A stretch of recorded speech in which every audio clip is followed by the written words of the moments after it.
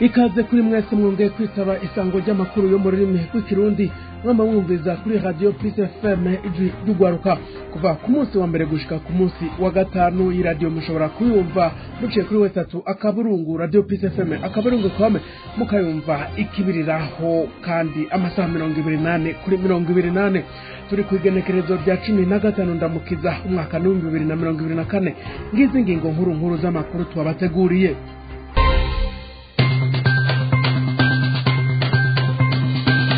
Umumenyesha makuru yaraburabujwe kuri uyu wa gatandatu akaba ari mwiperereza kuva uwo munsi umuryango wiwe ukaba utekewe n'ubwoba ku mutekano wiwe. Havuga uwundi murundi yari impunzi yo mu gihugu kibanyi cy'u Rwanda inyuma yo guhunguka akaba yaciye afatwa n'urwego rw'iperereza nawe nyene umuryango wiwe ukaba uhagaritse umutima. Ikibazo c'igitoro catanguye kugira ingaruka ku mavuriro aho indembe zibandanya kwitaba Imana kubera kubura igitoro gikoreshwa mu kongera impwemu indembe.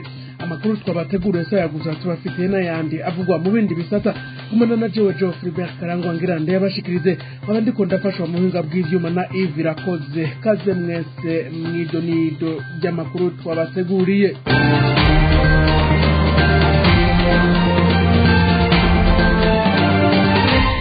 Radio Kisafa.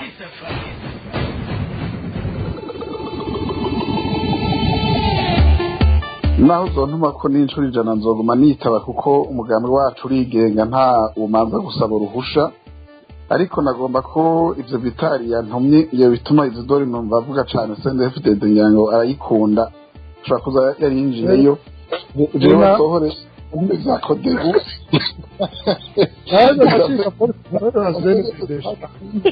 waraguhitana nibaku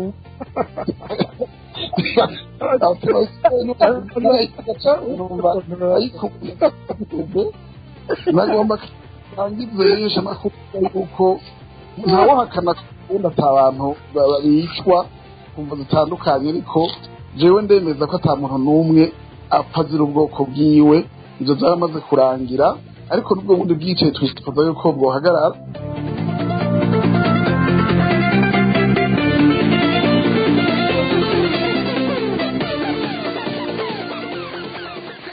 Narimejeje kubibabwira mu ntara ya Ngozi hari umumenyesha makuru hazwi ku mazina ya Sandra Muhoza ari mu minwe y'iperereza kuva ku munsi wa gatandatu akaba yafashwe inyuma yo guhamagarwa kuri telefone n'umwe mu bagwiza atunga bakorana n'iperereza kuva ku ntwaro ya Petero Nkurunziza. Umuryango wiwe usaba ko uwabo yokingirwa ntabarezwe gufa nkuko ubutegetsi busanzwe bubikora abafatwa n'iperereza. Ni inkuru ndende dushikirizwa na Viateur Tori aragira mungu. Byose byabereye mu ntara ya Ngozi kuwa gatandatu igenekerezo rya 13 uku kwezi umwaka w'2024 hafi saha indwi z'umurango nkuko biri mu matohoza ya Pacifique ni nahazwe. Uyu atwara Fokode n'umugambi ndondeza avuga ko umumenyesha makuru Sandra Muhoza yamagawe kuri telefone n'umugwiza atunga azwi cyane Ingozi kw'izina rya Posheni. Ni nahazwe yemeza ko Posheni atari uwari wese Ingozi ari gihangange cangozi. Aho ku ntwaro ya President Nkurunziza Posheni yari Somambike yarajejwe umugwi Message FC wa Nkurunziza yakorana n'inzego zose zari zijejwe umutekano n'iperereza rya Nkurunziza. No mu butegetsi bwa President Ndayishimiye Posheni arakomeye, igihe cyose aba araye Ingozi Ndayishimiye atuma ko Posheni bakagorobeza hamwe bagasangira icupa. Zimwe mu ngingo zikomeye zifatwa Ingozi Posheni azigiramwo uruhara. Aho niho havuye nk'ikugwa ryabura matari Emmanuel Ntaco Nsanze. Sandra Muhoza nawe numumenyesha makuru yarakoreye radio Bonesha FM kuva isubiriye kwemererwa Ingozi yakorera radio Ntumbero FM anakorera ikinyamakuru La Nova. Amatohoza yuyu aranira gateka kazi na muntu yemeza ko Sandra Muhoza yahamagawe na Poshe navuga ko afise inkuru ashaka kumuha, inkuru ijanye n'amavoka. Sandra arakebwa abaza uyu mutunzi impamvu ki mu bandi bamenyesha makuru bose Posheni yahisemwo uyu muvyeyi Sandra ahitamwo guhanuza abatari bake naho yari yumva ubwoba ahitamo kwitaba Posheni. Sandra ntiyasubiriye kuboneka kugeza ubu, telefone ziwe ntizasubiriye kwitaba. Pacifique Ninahazwe yemeza ko hafi isaha imwe y'ijoro ubutumwa buvuye muri telefone ya Sandra Muhoza bwagiye ku mushinga nahe wiwe, ubwo nabwo bwari ubutumwa bumenyesha ko ataza gutaha umusaba kugaburira abana. Hanyuma umugabo abajije iyo Sandra ari nta nyishu yagarutse. Abajyango ba Sandra Muhoza naco batakoze bamurondera aho kuwa gatandatu. Babajije Posheni ntihakanye ko yabonanye na Sandra, ariko acamenyesha ko bamaranye akanya gato, anatomora ko bavanye isaha 7:31 kubwa Pacifique akabona ko iyo nyishu itangaje cyane, aho adatahura uwo mugwizatunga amenya n'umunota batandukaniye ko. Kubwa Ninahazwe ngo womengo n'umuntu yari yiteguye kare kuza kwiregura. Abajyango baragiye no mu busho bw'Ingozi barabura Sandra. Bukeye ku munsi w'Imana mu gitondo hari abashoboye gushikira umukuru w'iperereza Ingozi. Sandra Muhoza ntiyari mu gasho k'iperereza Ingozi. Umukuru w'iperereza mu ntara yavuze ko atana kimwe azi kubijanye n'ibura rya Sandra. Hagati aho mw'ijoro ryo kuwa gatandatu harabage abagerageje kuvugisha abategetsi batandukanye bahambaye mu Burundi. Nta wuzi umutegetsi yoba yaragize ico akora, nivyo vyatumye ku murango wo kuwa 14 ukwezi kwa kane umwaka w'2024 hahavuye haboneka amakuru yemeza ko Sandra Muhoza ari mu minwe y'iperereza. Ku murango w'ejo haheze itariki 14 z'ukwa kane niho haza ubutumwa bushasha buvuye muri telefone ya Sandra Muhoza buja ku mushinga nawe wiwe. Ubutumwa bwavuga ko Sandra apfungiwe ku cicaro gikuru c'iperereza, bwanasaba ko mu muryango bomushira impuzu n'ibindi vya nkenerwa. Ku mugoroba w'ejo haheze Radio Isanganiro yaratangaje ko umumenyesha makuru Sandra Muhoza ari mu minwe y'ubutungane. Isanganiro ntiyavuze ikibanza Sandra Muhoza afungiwemo canke umutegetsi yatanze iyo nkuru. Pacifique Ninahazwe avuga ko kugeza ubu abajyango ba Sandra Muhoza batarabona uwabo aho afungiwe kandi ko batazi ico yagirizwa, ariko ikizere kiriho ko uwabo akiri muzima. Kubwa Pacifique ibyashikiye Sandra Muhoza nibisanzwe, avuga ko bidasanzwe ko umuntu afatwa n'iperereza akajanwa ku cicaro gikuru i Bujumbura, utwara iperereza mu ntara atabizi. Ayo hatanzwe amakuru nk'ayo biba bisigura ko utwara iperereza mu ntara aba atazi neza ko uwafashwe azosubira kuboneka. Kubwa Ninahazwe ngo inyishu ya Posheni nayo nyene yasigura vyinshi, womenga abo bantu bose bari bazi ko Sandra yajanywe ahantu atazosubira kuboneka. Mu gusozera Ninahazwe avuga ko afise amakuru ko hari abavuga ko ifatwa ryiwe rifise ico ripfana n'inkuru ivugwa y'imipanga yoba iherutse kwinjizwa mu gihugu cy'u Burundi, mugabo ko ari kare kugira hamenyekane by'ukuri ico Sandra yagirizwa. Agasaba ko Sandra Muhoza yojanwa kare mu butungane akisigura kuvyo ariko aragirizwa mu kinyegero. Viator Tori haragira Mungu urakenuye barasaba ko uwabo yorekugwa kuko yahagaritswe biciye kubiri n'amategeko. Ni nyuma yaho Arsene Ntirubuza anyurujwe avuye kuraba imirima yiwe, kugeza ubu abiwe bakaba batazi n'irengero ryiwe.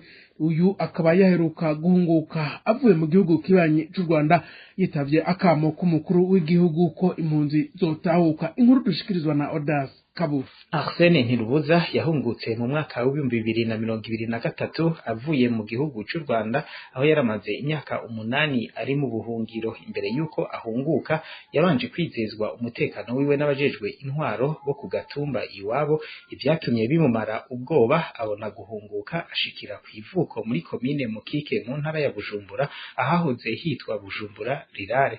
Arsene Ntirubuza yagiye ajanye imigambi yo kwiteza imbere abicishije mu burimyi bw'ibirayi, ivyo atatebaganye gushira mu ngiro, maze umwimbu uvuyemwo akaja awushorera mu gisagara ca Bujumbura. Kuri uyu wa 11 Ndamukiza umwaka wa 2024 Arsene Ntirubuza akiva mu mirima yiwe nk'uko yarasanzwe, yagize atya aja abona abantu bikekwa ko bo barabakozi bigendereza bamushorera ko amaboko no mu gisagara ca Bujumbura, bikavugwa ko yoba afungiwe ku cicaro gikuru cigendereza kiri mu gisagara ca Bujumbura. Umuryango wiwe ugategwa umutima uhagaze n'iryo nyuruzwa ry'uwabo, kugeza ubu bataramenyeshwa iyo afungiwe n'ico yagirizwa. Impungenge ku mutekano wiwe zikaba ari nyinshi, narirya abahagaritswe muri bene ubwo buryo kubatora ari bazima mu Burundi bisigaye ari manama, bagasaba abamunyuruje kumurekura canke se niba hari ico akekwa ko bomushikana imbere y'ubutungane akiregura. Ivyo biruko mu gihe abajejwe intwaro muri komine Mukike bamuhimirije guhunguka, baruciye bararumira kugeza aho atakajambo barashikiriza kw'iryo nyuruzwa rya Arsene Ntirubuza.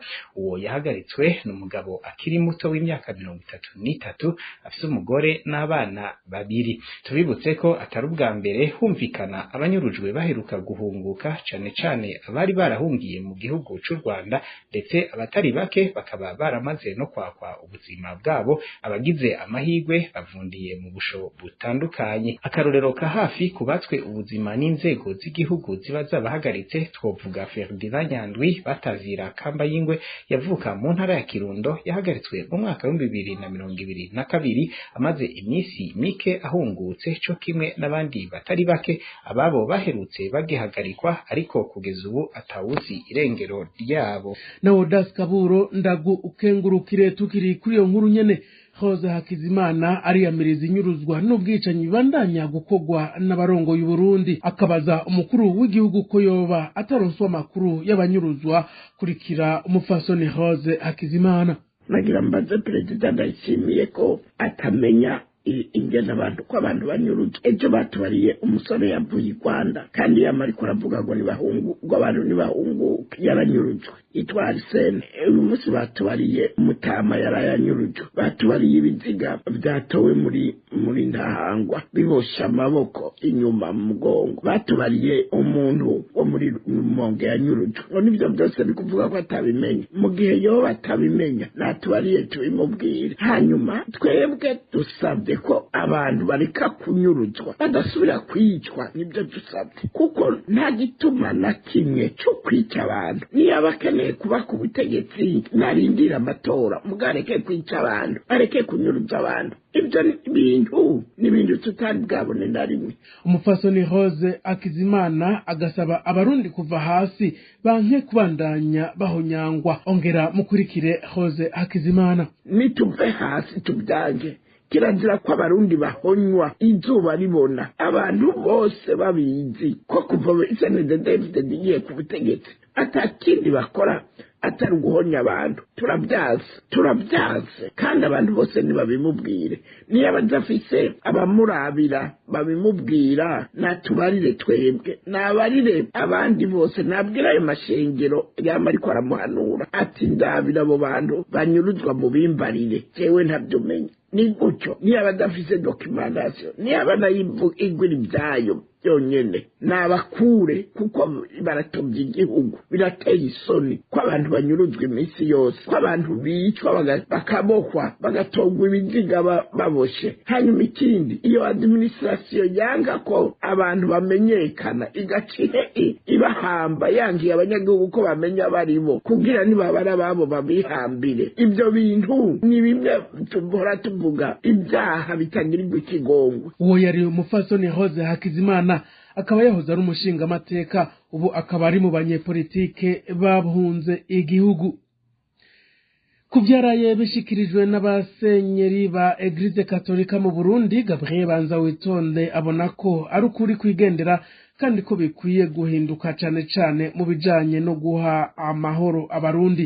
Kurikira Gabriel Banzawitonde. Abasenyeri Katolika icyo bashikirije abakristo bwa mbere twe umugambi wa PDR tuvuga yuko imbere yuko babasenyeri n'abene igihugu ba mu gihugu c'u Burundi hari ibyo babona batiwe barabwirwa nabo bakabibonesha amaso, hari ibyo kumbure n'ibyo bumva mu ijambo rero bashikirije kumbure arabo babyakira kuca kuriya, ariko twe umugambi wa PDR tubona yuko ibyo bavuze ahubwo byari bikwiye kuba gusuzumwa kugira ngo uwo bavuze uyu cyangwa uriya yirabe nk'umucirori, mbega ibyo bavuze nivyo canke sivyo.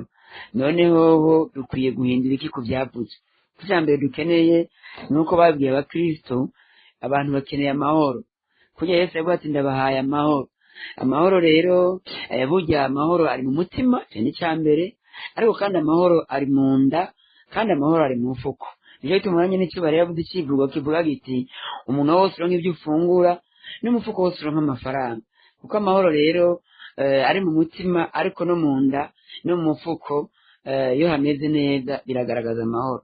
Hariho byinshi rero abasenyeri bavuze twe umugambi wa PDR kumbure twemeranya, dusaba kumbure yuko ababijejwe boca bikosora bagatanga inyishu y'ivyo bintu. Hano tanga akarorero bavuze bati inzego nyinshi ntizitanga amakuru ku byo bariko barakora kugira ngo kumbura abarundi bamenye ibyo arivyo. Nivyo murabona ko ari ibintu byinshi usanga amakuru ataboneka, ugasanga rero abarundi kumbura baciye baja mu mwiherero bijanye n'amatora, ariko amatora yotunganywa na bose akajamwo bose agukumira ntibiza. No munsi rero ugiye kuraba kumbure nk'iteko rigenga amatora, urabona yuko hari amafaranga y'ingwate bagiye batanga, ubona ko imigambwe mito mito icikumirwa kwitaba. Mu yandi majambo ubona yuko hari abantu kumbura imigambi izohavirira kwitaba amatora kubera yabuze izo ngwati, ryacivuga ati bayikumiriye. Ugiye kuraba kandi urabona nk'ibi bintu by'umutekano, udahumva abantu hirya no hino bavuga ko ari abantu bafashwe bagafatwa kumbura ijoro. Mwarabyumvise nko ku Ndava umwarimu yafashwe agafatwa mu ijoro, hariho umukenama yafashwe n'ubu ntaraboneka irengero, n'abandi ukumva yuko uburyo bufatwa bitabereye. Uravye demokarasi twarondeye bigoye, ukibuka uko Ndadaye yazavuga ati abantu bicirwa ubusa gutoteza abantu, ivyo dukwiye kubisezerera. Rero mu intwaro turimo ya demokarasi irongorwa n'umugambi kumbure wagwaniye demokarasi, hari ibintu bimwe byo gufata abantu byategeka guca mu nzira izwi n'amategeko, abantu bakamenya uwo yafungiwe, kandi ibyo n'ibintu nanye n'icubahiro bati ubutungane bukwiye gukora bugaca mu nzira zizwi. Nimba twarakuye igihano cyo gupfa akaba ariyo nzira zo gufata abantu byari bikwiye, ariko kandi bazi ku bijyanye n'ubukene bwugarije abantu. Murabona yuko rero uno munsi nk'iyo amatara abuze mumenye ko hari abantu bafungura ariko amatara yabonetse, kandi murazi ko biciye nk'umugambi payeje urwaruka rwinshi rwagiye rukora imigambi ikomeye yo kwiteza imbere. Uno munsi rero iyo amatara abuze, amazi akabura, ibitoro bikabura, nuvuga ko hari abantu baca baja mu bukene butagira izina kubera iyo mvu. Muri rusange rero ibyo bakatolika bavuze, abasenyeri bakatolika bavuze byinshi turabishigikiye, ahubwo tugasaba ko inzego zibijejwe umwe wese mu badomwe ku rutoke yoca araba kumbura ingene ikibuka. Kumbura iyo twari gusaba katolika nabo batashitseko n'uruhara rwabo, tuvuga duti rero nabo nta ruhara batweretse, bati kuri byose dushikirije natwe uruhara rwacu nuru, tugiye guterera ibi, tugiye guhera ngaha duhereze ngaha, kumbura nabo bagira uruhara rwabo bugira gute boterera. Ariko muri rusangi haryo bavuze twe twemeranya kandi tubona ko ari ukuri, bikwiye gufatirwa ko kugira ngo kumbure ibyo bavuze bikosorwa. Banzawitonde Gabriel akaba arongoye umugambwe APDR, uyu mugambwe ucuditse na CNDD-FDD, umugambwe uri ku butegetsi muri kino gihe mu Burundi. Ubukene bw'igitoro buriko buratuma igisata c'amagara y'abantu gikogwako cane.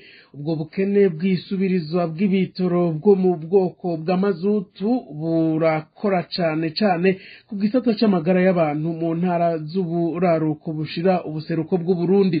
Uburere bw'ubuvuzi bwose n'ibitaro vyo mu ntara ya Kayanza Ngozi, Muyinga na Kirundo ubu birafise iyo ngorane iri no mu bisata byose by'ubuzima. Ukugenzura ibikorwa ntibikigenda neza kandi mu mwanya. Za Rusehabani hazozo ziguma zihagaze ku bituro byaho bivuye ku bukene bw'igitoro. Ingaruka ni nyinshi, ibitaro biriko birapfisha abantu benshi, bivuga ko vyokijije bikanabura kandi umwuka wo mu buruhukiro bw'ibitaro. Claudine Ndayishimiye arabandanya n'iyi nkuru. Nk'uko amakuru ava muri utwo turere tw'ubuvuza bivuga, abaganga ntaco bagishoboye. Bavuga ko bihebuye bivuye ku bukene bw'igitoro kandi ko ibikorwa vyo gutabara imbabare vyagabanutse. Kiretse abibaruka, izindi ndembe zirihozwa zikagumuko, mu gihe izo usanga arabarembeje n'indwara ya malaria. Abana benshi barapfa kandi bashitse ku gisata c'indembe kumvo z'uko babashikira bari mu bihe bidasanzwe vy'ubukene bw'igitoro byo kwiyunguruza nk'uko vyiganwa n'umuganga hakorera. Mu ntara ya Kirundo ntibakivura indembe nk'uko bitomorwa n'abajejwe za Rusehabani. Bavuga yuko haheze indwi atandembe bakiriye kandi ko n'abakenyezi bagira ingorane bariko baribaruka biyongera. Amakomine yegereye inzuzi arimwe abagwayi ba malaria benshi kubera imyuzurira. Bavuga ko bamaze gutabazwa babwirwa ko amavuriro matoya yarengewe n'abagwayi na cane cane barembejwe na malaria ariko ataco bashoboye gufasha. Mu bitaro vya Kirundo ngo barafise ubwoba ko hashobora kwaduka indwara zifatiye kw'isuku rike kuko icikagurika ry'isubiza ry'umuyaga nkuba rituma ibintu vyunyuka na cane cane mu buruhukiro bw'ibitaro aho icumba gikanye gishigwamwo ibiziga. Ku bwabo ngo baramaze kumenyera ingorane z'ubukene bw'amazutu aho amamashini yabo azima ibiziga bikanuka gushika mu gice kigwariramwo abana. Mu gihe igitoro kiriho ku masitasiyo atandukanye, intwaro irashinga igitigiri c'amaritiro y'ibitoro ataco amaze ku bitaro no ku burere bw'ubuvuzi. Yamara naho biruko, intwaro n'igipolisi borohereza ibikorwa vyabo hamwe n'amakamyo y'abadandaza baha ibiturire abajejwe ayo masitasiyo ari muri ako karere. Bakemeza ko mu gihe c'umukuru w'igihugu Nkurunziza batari bwigere babona amagogo nk'ayo barimwo muri iki gihe. Ubukene bw'igitoro bukora ku bantu bose, habaye isanganya bavuga ko bafata ipikipiki kandi baba babona ko bashobora kugira impanuka nyinshi kandi bakariha n'amafaranga menshi mu kunguruza bakomeretse nk'uko vyidogirwa n'abanyagihugu. Ayo masoko nyene akemanga ko habura imbarutso n'abashobora kubarindisha mu kuja imbere, ahandi ho bashobora kwihereza amabarabara. Bamwe mu bapolisi nabo bakemanga ko biteguye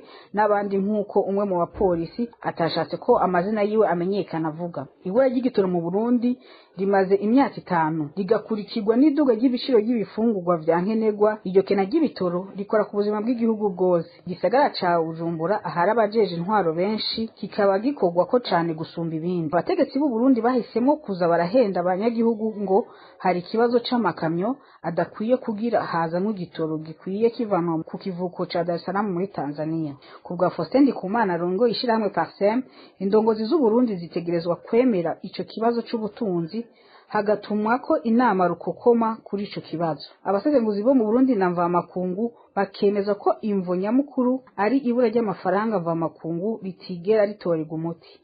Claudine Ndayishimiye nawe ndagukengurukire. Mu gusozera ya makuru, imihingo y'igisagara ca Bujumbura ibandanya kubangamirwa n'iduga ry'ikiyaga Tanganyika. Wumvirije amazina yaho ajanye n'ibintu by'amazi ashobora kuba yahoze amazi y'ico kiyaga.